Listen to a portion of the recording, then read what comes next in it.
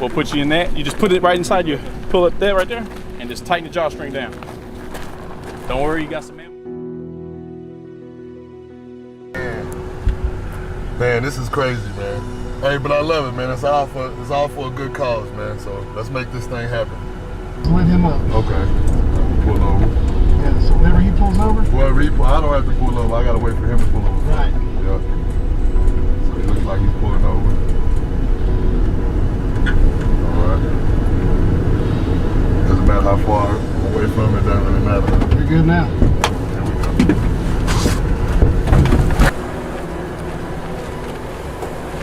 How's it going? Hey, how's it going, man?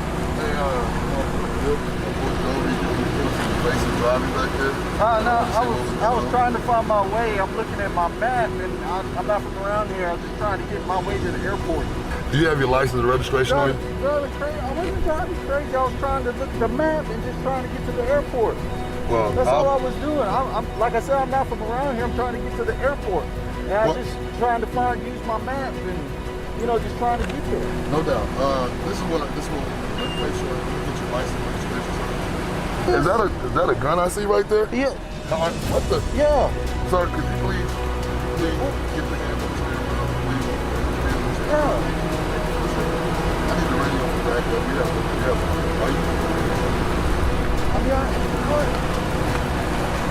I'm gonna need backup. Okay.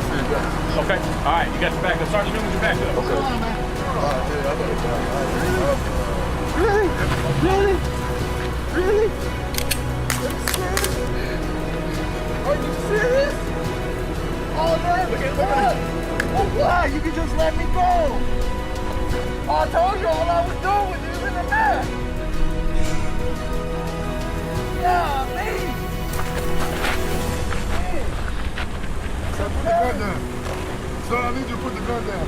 You put the gun down. No, you put the gun down. You put the gun down. I need you to put the gun down, sir.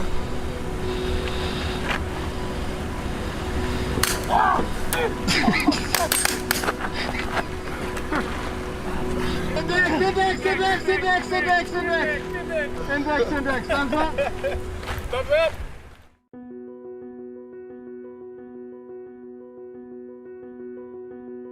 I asked him for his license and registration.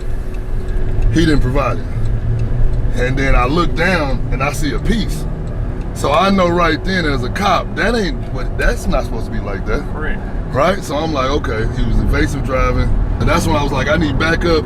I started feeling for the gun. Did you notice walking up you had your hand on the gun? Yes. Because I was already Obviously apprehensive. you knew. Right. So people always wonder.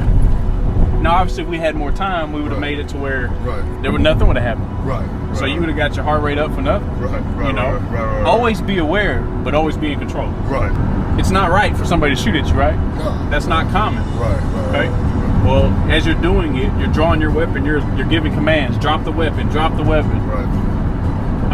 And if at that time this person hasn't registered what you're telling them, then you have to take care of business. You have a family to get home to, right? That was unfreaking real right there. And that's why I was like, you know what?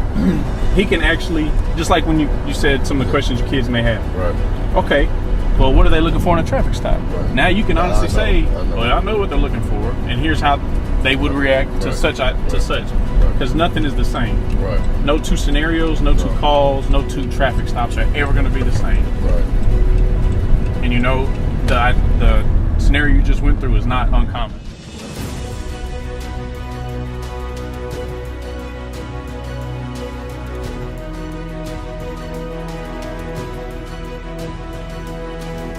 You see a lot of times in the news or just around the world is the cops' excuses, I was in fear for my life.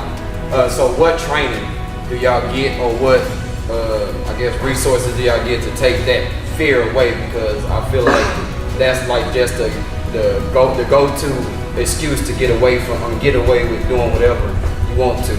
And I just see that y'all have tasers, but the first result is a gun. So what do you take away, or where that fear coming from, and why are you a cop if you're scared to go help people? So for me, being African American, I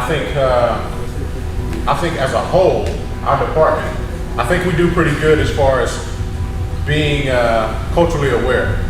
So for me, something that may happen out on the streets, because I'm familiar with it, I may not be nervous or it may not bother me. And I think that's something that we're gonna have to continue implementing, getting everybody to understand more about the different cultures.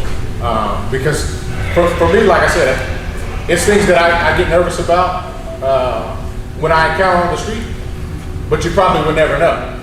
You know what I mean? I think it's good to keep your composure and just revert back to training. And for us, those scenarios like that, we learn from those scenarios where it gets us in those high stress moments, and then we're able to implement it out on the streets, and we may not react the same as we did, you know, in training.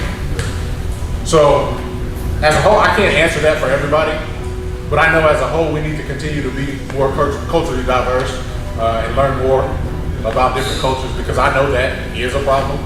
You know what I mean? And maybe that's something that when people get out of the academy, they can visit different neighborhoods and kind of learn a little bit more. That way they're familiar with it when they actually get out on the street.